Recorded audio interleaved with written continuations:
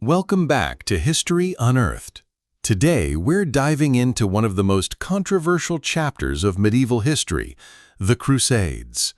Were they truly holy wars driven by faith, or a cynical grab for land, power, and wealth? Buckle up, because this is a story of religion, politics, violence, and ambition that shaped the medieval world, and its echoes are still felt today. Let's unpack it. The Crusades were a series of religious and military campaigns spanning roughly from 1095 to 1291, with later echoes extending centuries beyond. The spark? A call to reclaim the Holy Land, especially Jerusalem, from Muslim control. But to understand the Crusades, we need context. In the 11th century, Europe was a patchwork of feudal kingdoms bound by Christianity under the Catholic Church. Meanwhile, the Middle East was dominated by Islamic empires like the Seljuk Turks, who controlled Jerusalem. Tensions were high, and the Byzantine Empire, a Christian stronghold in the East, was under pressure from Muslim expansion. In 1095, Pope Urban II lit the fuse at the Council of Clermont. He called for a holy war, a crusade, to liberate Jerusalem and protect Christian pilgrims. His speech was a masterclass in motivation. He promised forgiveness of sins, eternal glory, and a chance to fight for God. Thousands answered the call, knights, peasants, even children in later crusades. But was this really just about faith? Let's dig deeper. For many crusaders, faith was the driving force. The Holy Land wasn't just land, it was the land of Jesus Christ's life, death, and resurrection. Controlling Jerusalem, Bethlehem, and other sacred sites was a spiritual obsession. Pilgrimage was a core part of medieval Christianity, and Muslims controlling these sites felt like an affront to many Christians. Pope Urban framed the Crusades as a divine mission, a way to save souls and unite Christendom against a perceived threat. The First Crusade, launched in 1096, seemed to prove the power of faith. Against all odds, a ragtag army of knights and foot soldiers captured Jerusalem in 1099 after a brutal siege. For the faithful, this was a miracle, a sign of God's favor. Crusaders established Christian kingdoms in the Holy Land, like the Kingdom of Jerusalem, and the Church celebrated. Later crusades, though less successful, kept the religious fervor alive. Preachers like Bernard of Clairville rallied armies with fiery sermons, and the promise of indulgences, forgiveness of sins, drew thousands to take up the cross. But it wasn't all about piety. Not every crusader was a saint. Some were driven by less holy motives, and the church itself had political goals.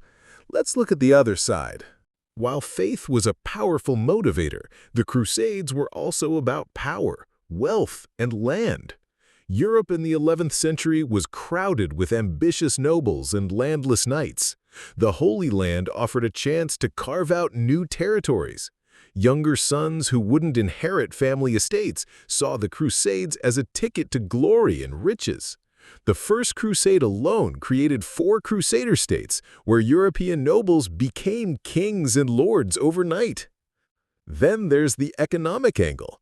The Holy Land sat at a crossroads of trade routes connecting Europe, Asia, and Africa. Control of cities like Antioch or Acre meant access to spices, silk, and other luxury goods. Italian city-states like Venice and Genoa got filthy rich by supplying ships and banking for crusaders. The Fourth Crusade in 1204 is a glaring example. Instead of fighting Muslims, crusaders sacked Christian Constantinople, a rival trade hub. The loot? Massive. The excuse? Weak. This wasn't about faith, it was about profit. The church had its own agenda too.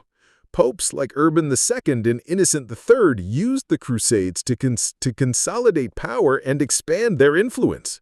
By rallying Europe under a common cause, the Church could unify a fractured continent and assert its authority over kings and emperors. And let's not forget, crusading was expensive.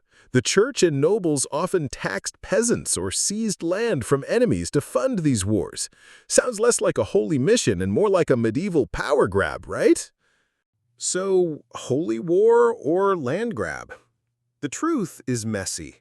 The Crusades weren't just one thing. They were a clash of cultures, religions, and ambitions. And they came at a horrific cost.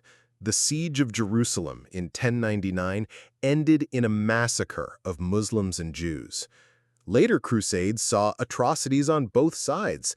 Saladin, the Muslim hero, wasn't exactly gentle either.